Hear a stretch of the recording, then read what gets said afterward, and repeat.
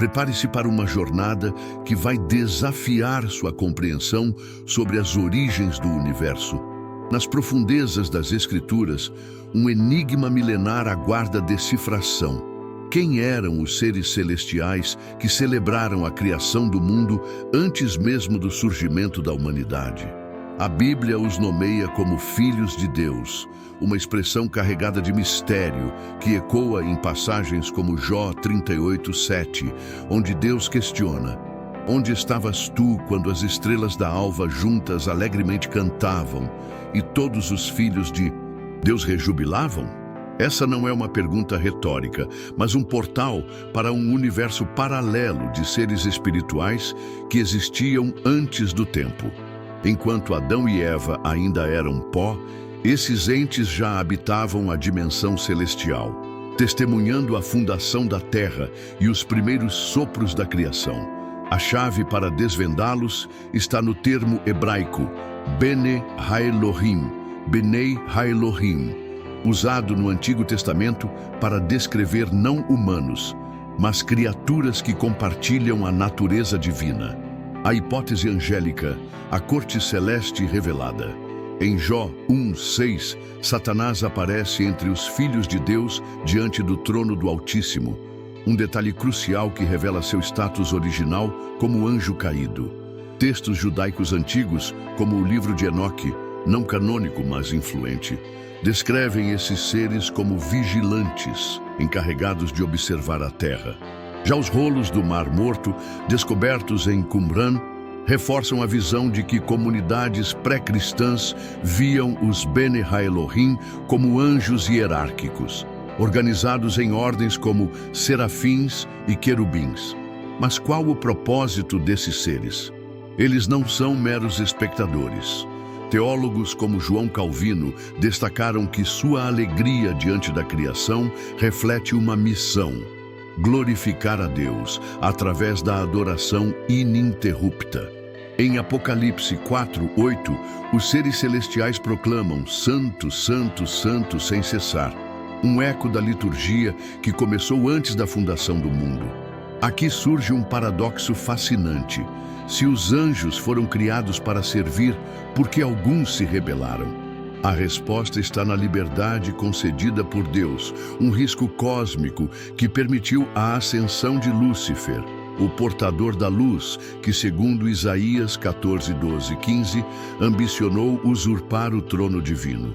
Essa queda não foi um acidente, mas um evento que moldou a eternidade, dividindo os filhos de Deus entre fiéis e rebeldes.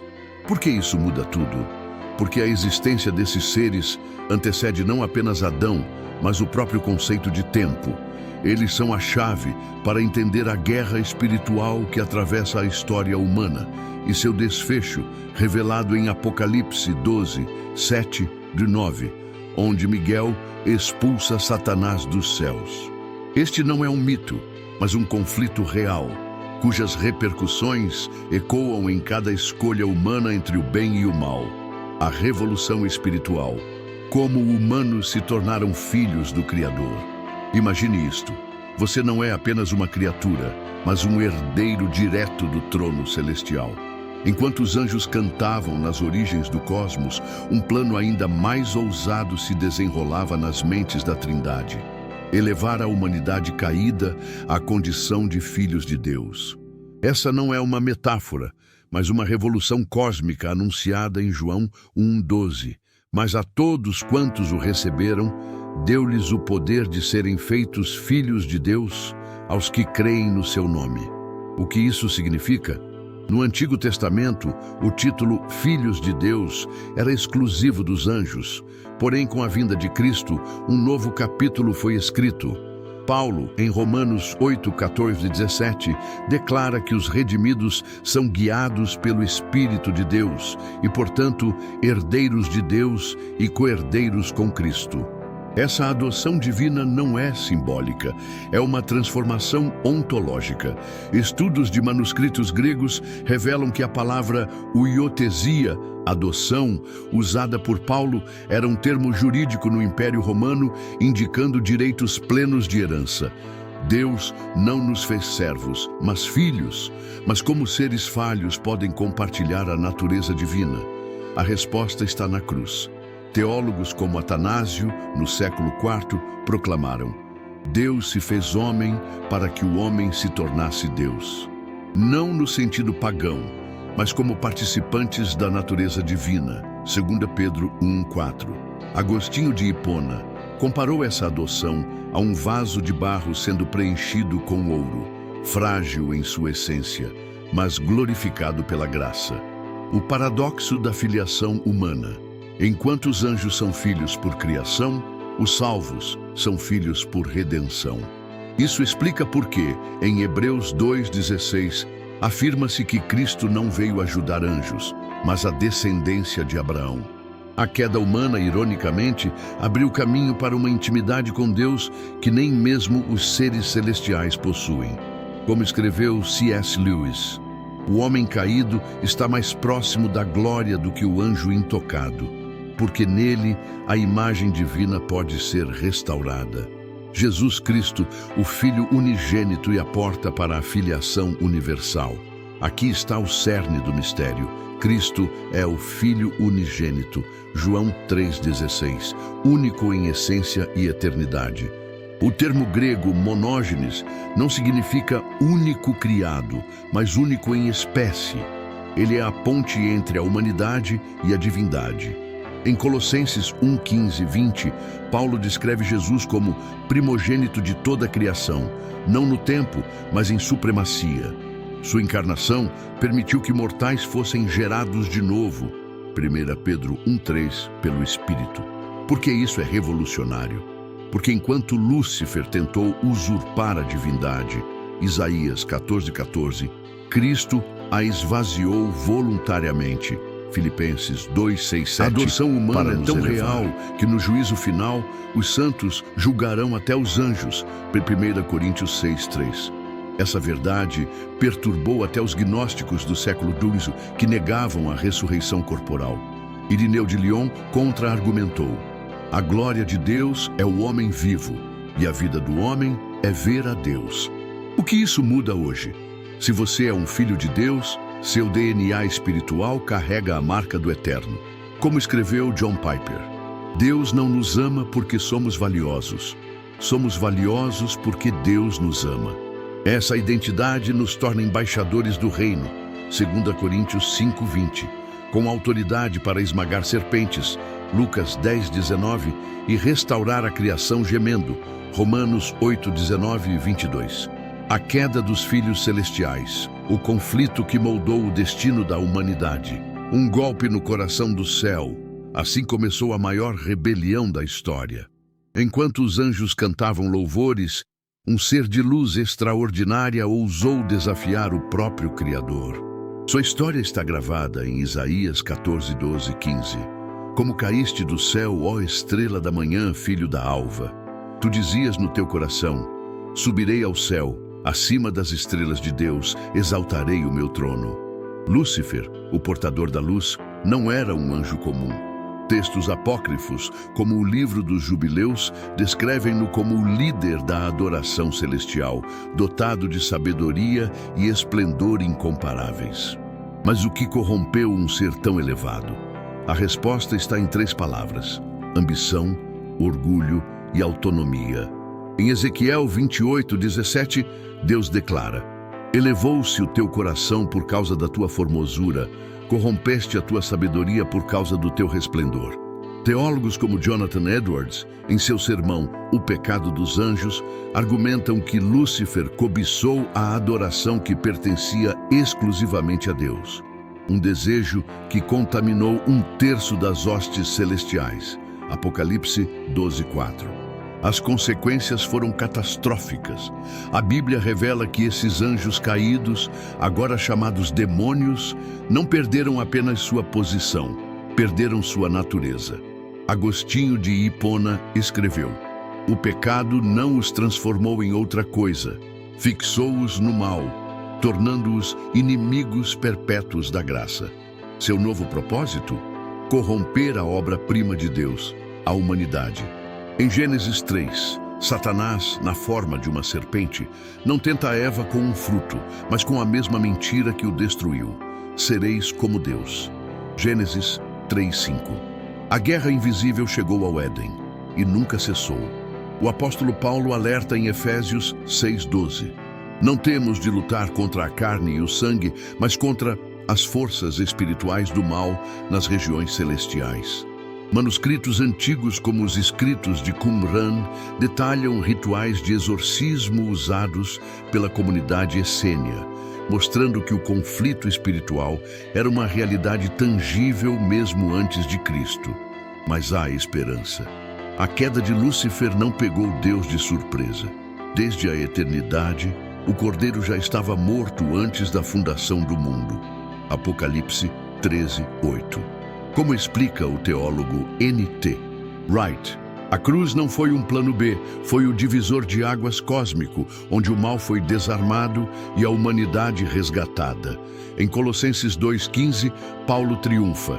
Cristo despojou os principados e potestades, exibindo-os publicamente ao triunfar sobre eles na cruz. O que isso revela sobre nós? Que cada ser humano é um campo de batalha. Os demônios, como observou C.S. Lewis, preferem duas mentiras extremas: negar nossa existência ou fazer você acreditar que somos invencíveis. Porém, em Tiago 4:7, há uma promessa simples e poderosa: resisti ao diabo e ele fugirá de vós. E os anjos fiéis? Eles não são espectadores. Em Daniel 10:13, o anjo Gabriel revela a Daniel que Miguel, o arcanjo, lutou contra o príncipe da Pérsia, uma referência a demônios que influenciam nações. Hoje, como ensinou o pastor Martin Lloyd-Jones, cada oração sincera ecoa nas trincheiras celestiais, mobilizando anjos para nossa defesa. O triunfo final, quando os filhos de Deus herdarão a eternidade. Chegamos ao clímax da história cósmica. O momento em que toda lágrima será enxugada e os filhos de Deus reinarão para sempre. Enquanto o mundo geme sob o peso do caos, as Escrituras revelam um futuro glorioso. A criação aguarda com ardente expectação a revelação dos filhos de Deus. Romanos 8:19. Esta não é uma esperança vaga, mas uma promessa escrita nas estrelas. O juízo final, o dia em que o mal será extinto. Em Apocalipse 20:10, João descreve o destino dos rebeldes. O diabo será lançado no lago de fogo e enxofre, onde também a besta e o falso profeta serão atormentados de dia e de noite pelos séculos dos séculos. Este não é um ato de vingança, mas de justiça perfeita. Teólogos como J.I. Packer explicam: Deus não destrói apenas o pecado, mas restaura a ordem original, onde os filhos governarão com Cristo em santidade. A Nova Jerusalém, a morada dos redimidos. Imagine uma cidade onde a luz não vem do sol, mas da glória de Deus. Apocalipse 21:23. Suas ruas são de ouro puro e seus portais guardados por anjos. Apocalipse 21:12. Mas o maior tesouro está em Apocalipse 22:4. Verão o seu rosto, e nas suas testas estará o seu nome. Seremos marcados não por cicatrizes, mas pelo nome daquele que nos adotou. O que os filhos de Deus farão na eternidade? Não serão espectadores passivos. Em Apocalipse 22:3, afirma-se: os seus servos o servirão. A palavra grega latreu, aqui usada, não significa trabalho forçado, mas adoração em ação. Como disse Dietrich Bonhoeffer, no céu, adoração e criatividade se fundem. Cada filho contribuirá para a eterna sinfonia da glória divina. A reconciliação cósmica, quando tudo se renova. A visão de Colossenses 1:20 se cumpre, e que, havendo feito a paz pelo sangue da sua cruz, por meio dele reconciliasse consigo mesmo todas as coisas. Até a natureza, outrora amaldiçoada, Gênesis 3:17, será liberta. Cientistas cristãos como John Polkinghorne refletem: a ressurreição de Cristo é a primeira onda de um tsunami de renovação que varrerá o cosmos. E os anjos fiéis? Eles continuarão como ministros da nova terra. Em Hebreus 1:14 lemos: não são todos eles espíritos ministradores, enviados para servir a favor daqueles que hão de herdar a salvação. Seu papel não termina, amplia-se, assim como o nosso. O chamado final. Qual é o seu lugar nesta história? Você não é um acidente cósmico. Cada respiração é um convite para se juntar à família que transcende o tempo. Como escreveu A.W. Tozer, Deus não está procurando espectadores para seu triunfo. Quer guerreiros que carreguem sua bandeira nas trevas. Este é o seu momento de escolha. Arrependa-se. A queda de Lúcifer começou com um coração não quebrantado. Creia, a adoção divina é oferecida de graça, mas custou o sangue de Cristo. Avance. Você foi designado para esmagar as obras das trevas. 1 João 3:8. A promessa é clara: o que vencer herdará todas as coisas, e eu serei seu Deus, e ele será meu filho. Apocalipse 21:7. A eternidade não é um conto distante, é um destino que começa hoje, no seu sim ao Criador. Este vídeo é só o início. Mergulhe nas Escrituras, ore como se o céu dependesse disso, e viva como um embaixador do Rei que está voltando. Compartilhe esta mensagem. Alguém pode estar a um passo de descobrir que também é um filho de Deus. Agora, a última pergunta. Você está pronto para herdar o universo?